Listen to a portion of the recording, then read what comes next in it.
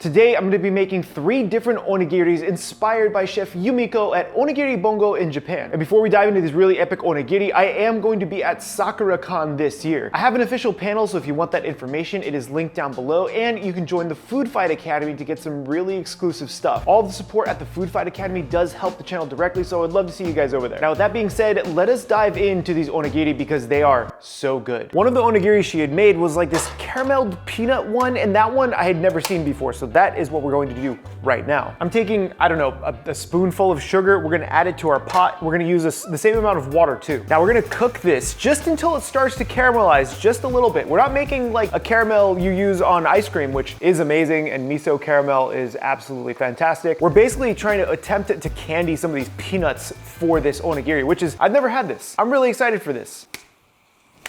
Now, once all of that water is dissolved, you have almost nothing left but that sugar. This is what I'm gonna throw in, I don't know, like 2 spoonfuls of peanuts. We're totally winging this right now. All I'm trying to do is make sure that those peanuts get covered in that syrup. Should probably turn this off. And this is going to immediately start to like candy them, and you can see how thick this is already. That's really, it happens so fast. I might have to throw in a touch more water. This solidified a lot faster than I thought it would. I just boiled a little bit of water. We're gonna throw this into this just so, you know, this way we can get all that sugar off the bottom of the pan because I added this way too early or late, one or the other. This way, any of the sugar that was like kind of stuck to the bottom of the pan is actually going to start dissolving and coat the peanuts instead, because that's really the goal. Now, most of those peanuts are gonna get absolutely covered with all that syrup. That's what we're looking to do. I'm gonna turn this off. Now, I have some white miso. This is some really delicious white miso that I picked up from my local Wajimaya. With the heat off, we're going to start incorporating this into those peanuts. I think that's what had happened. But I got really excited thinking about this idea. It smells absolutely fantastic. Like, look at that. That looks amazing. Now, this is gonna be one of our fillings for one of the onigiri. So we don't actually need it right now. We're gonna get all of our fillings done first. I have to try this. Oh my God. Oh my God, that's so good. That is sinfully delicious.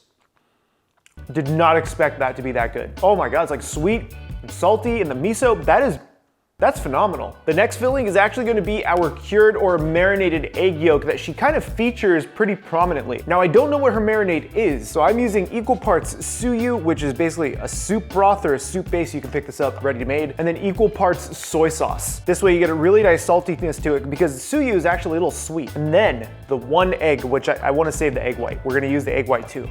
Always make sure if you're marinating egg yolks that you have your liquid ready versus trying to place your egg yolk into like an empty container and then adding a liquid after. We take this guy, place it right into there as gently as we can. And then to make sure this gets covered, I take a little piece of paper towel, just place it right over the top of that egg yolk, very carefully so we don't break the egg yolk because that sucks. I've had that happen quite a few times. Now, this does need to marinate for about 2 days from what I've seen, so we're gonna pop this in the fridge, but I did make some ahead of time because yes, I actually prepared today. These have been marinating for just about 2 days, and I want you to see how neat these look. They look absolutely phenomenal. Like, look at this. It's gorgeous. And now we have to rinse these off though. So these are not quite ready. What we're gonna do is I'm actually gonna leave this in here right until we're ready to plate up. We rinse it and then we stuff it into the onigiri. You're not ready for this one. The third filling I'm using is barbecued eel, and she does barbecued eel with cream cheese, which we have right here, which is also gonna be used for the peanuts. So it's kind of a 2-for-1 deal going on. Gandalf, leave your brother alone. Now, if you can't get barbecued eel, try using chicken thighs. It'll work just as well. Honestly, I love eel. I think it's phenomenal, but I know it's not as easily accessible. The one thing with the eel though is that it's prepared from the grocery store. I couldn't find fresh eel to barbecue myself. So I'm gonna do this up just a little bit. Now, I could throw this in that toaster oven behind me, which I did set up and now I'm not gonna use. So we're gonna place the eel into our saute pan. This way we can actually make a pan sauce, and we'll use that to put over to it's gonna be, come on. While we're reheating this, all we're trying to do is bring some life into this because it is ice cold. But what I'm doing is I'm doing skin side down, and then once I flip it over, this is when we add our sauce. For the sauce, we're using just a hefty amount of soy, followed by a splash of mirin right on top. Just a, you know? And then just a touch of sugar. This is gonna help sweeten everything because it is super salty. What I'm actually doing is reconstituting this with the sauce we're making and then letting some of the flavor from the eel go into the sauce, so this way when we reduce the sauce, it's gonna have all that eel flavor. You're just fortifying it. It's gonna be so good. Now look at the sauce. You can see how like thick and delicious that is now. This is when it's ready to go. We're just gonna kill the heat off of this. I think it just died anyways. That's convenient. Gonna pop this just into a plate. Just get it off of this because you wanna save this sauce. It's not much, but it's delicious. Now I did also have rice made ahead of time, but what we wanna do is like kind of air it out so it's not incredibly hot. If this is too hot, then it just ends up like melting the cream cheese before you could eat it and stuff like that. So you're also gonna need a little bit of water so the rice doesn't stick, and we're also going to get the cutting board a little wet so it doesn't stick to this either. Yumiko was using like a former of some kind, which I don't have, so we are going to freehand this. We're not gonna make them as big either, I think. This is a lot of rice. My hand is definitely not wet enough. And then you also wanna take just a bit of salt, just about that much, just a little fingerful, and place it onto your palm, and this is gonna help season the rice. And first up is gonna be the peanuts and the cream cheese. I'm really excited for this one. Take some of these miso caramel peanuts. These are gonna go right in the center. Can't overfill it either. I always have a problem with overfilling.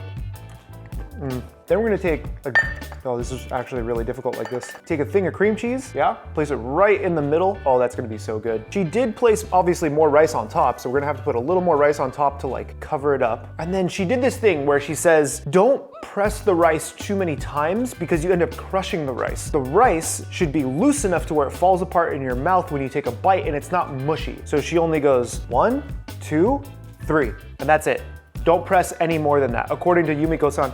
And I'm gonna believe her, because she sells a lot of these. Next thing is gonna be your nori. I believe she uses shiny side out, is from what I understand. And there's a rough side, and there's a shiny side. So shiny side out, the rough side in, and we're just gonna, and then she does like, I think one of these, we'll do a little bit of water. Nope, not water, a little bit of rice.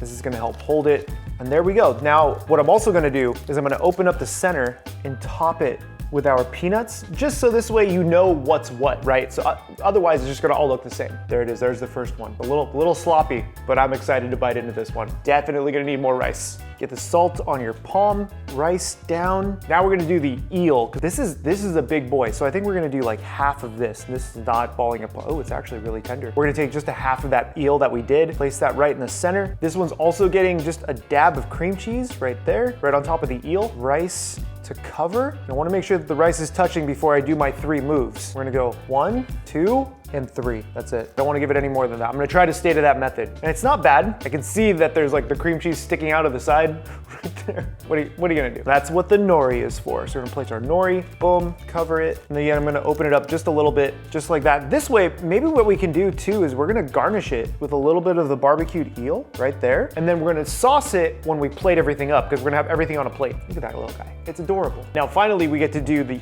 egg yolk version, which we're going to discard this liquid because it's been in here for a couple of days, and I'm gonna move these. So these are not in the way. These are the rinsed egg yolks. They're just super jammy. I mean, you could go another couple of days, and I've actually posted this on my Instagram where I've used this for a bagel and just smeared it on the bagel, and it's absolutely delicious. Water, salt, rice. I'm gonna do this. Oh my God, look at how you can just handle this thing. Do you not wanna make these? You could just make these and use them on everything. Take more rice, cover the yolk. Oh, this always worries me when I do too much pressing. So we're gonna go 1, 2, 3. Look at that. Not too bad, huh? I will admit, I need practice. She did a method where she like folded it over or something. I don't really understand that method, so I'm just gonna do one of those. That's good enough. And then the egg yolk right on top, but I really want to showcase it. I really want you to see the egg yolk. So I am going to open up my nori a little bit. Now here's all 3 of our beautiful onigiri. The only thing we need to do is sauce this one, get them on a plate. A couple of sesame seeds on this one. Oh yeah, bunch of green onions on this one.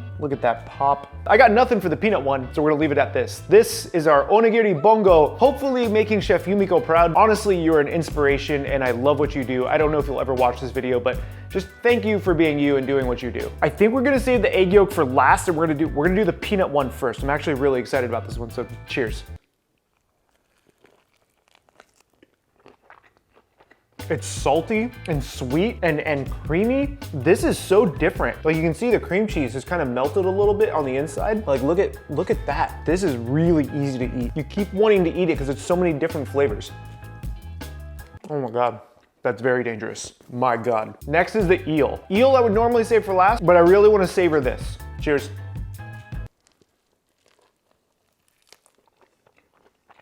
That like barbecued saltiness of the eel, plus the sauce we made, and then the creaminess of that cream cheese just kind of ties everything together. Like, I love barbecued eel. This is a treat. Oh my God. I don't know what it is about onigiri. I love them so much. Now finally, the coveted egg yolk. Cheers.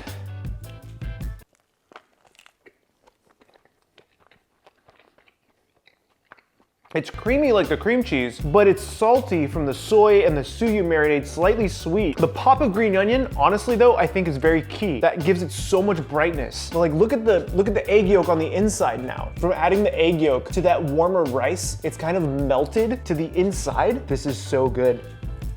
The only change, I'd put more green onion inside. Let me know which one of these may have been your favorite or which one you want to try to make. Also, I highly encourage you guys to make your own flavors. Join the exclusive Discord server down below where you can support the channel directly. My name is Chef PK, and remember, keep playing with your food.